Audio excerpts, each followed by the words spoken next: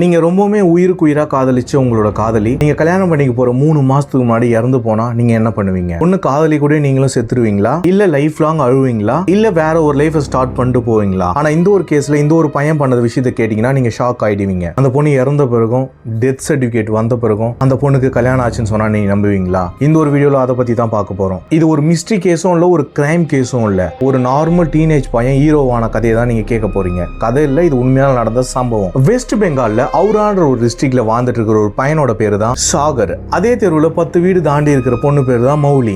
இவங்க 2 பேரும் சின்சியரா சின்ன வயசுல இருந்து லவ் பண்ணிட்டு இருக்காங்க. ஒரு கட்டத்துக்கு மேல அந்த பொண்ணுக்கு பிளட் கேன்சர் இருக்குது தெரிய வருது. இந்த பையனுக்குமே தெரிய வருது.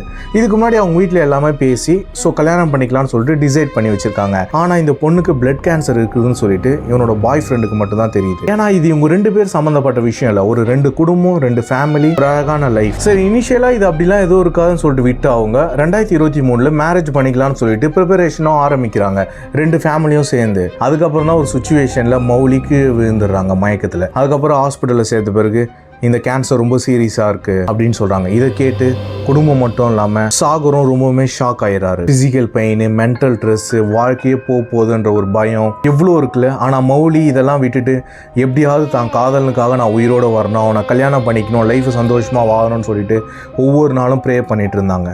மௌலி கூட சேர்ந்து டாக்டருமே நம்மளால முடிஞ்ச அளவுக்கு இதை காப்பாற்றலான்னு சொல்லிட்டு 1 மாசம் 2 மாசம் பயங்கரமா ட்ரீட்மெண்ட் எடுத்துட்டே இருக்காங்க. போக போக ஒரு 2-3 மாசம் கழிச்சு மௌலியோட உடம்புநிலை ஒரு சராசரியா வர ஆரம்பிக்குது பழைய லைஃப்க்கு.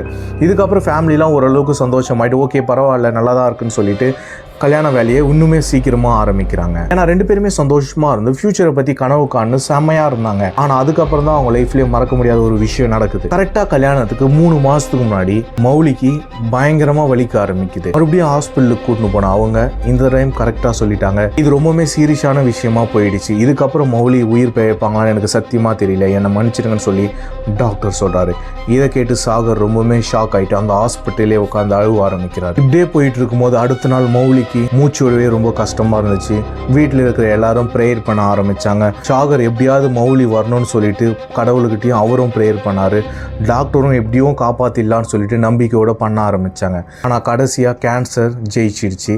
மௌலி தோத்துட்டாங்க. மௌலி இந்த உலகத்தை விட்டும் போயிட்டாங்க. இதோட இந்த விஷயம் முடியல. அதுக்கப்புறம் டெத்கான ப்ராசஸ்லாம் முடிச்சுட்டு இந்த டெத்தை வீட்டாண்ட வைக்கும் போது இந்த சாகர் பண்ண விஷயத்தை கேட்டிங்கன்னா நீங்கவே ஷாக் ஆகிடுவீங்க. ஏன்னா தான் காதலிக்கு அவர் பண்ண ப்ராமிஸ், காதலியோட கடைசி ஆசை உன்னை கல்யாணம் பண்ணிக்கணும்னு சொல்லிட்டு, அதனால சாகர் என்ன பண்ணுறாருன்னா அந்த டெட் பாடியாண்டே தாலி எடுத்துட்டு வந்து கல்யாணமும் பண்ணிக்கிறாரு. இந்த ஒரு விஷயத்தை பார்த்து அங்கே ஊரில் இருக்கவங்களாம் மெய்சிலிருந்து போனாங்க. இப்படியும் ஒரு பையனால ஒரு பொண்ணை காதலிக்க முடியுமான்னு சொல்லிட்டு. இந்த ஒரு ஸ்டோரியை பற்றி நீங்கள் என்ன நினைக்கிறீங்கன்றதை மறக்காம கமெண்ட்ல சொல்லுங்கள்.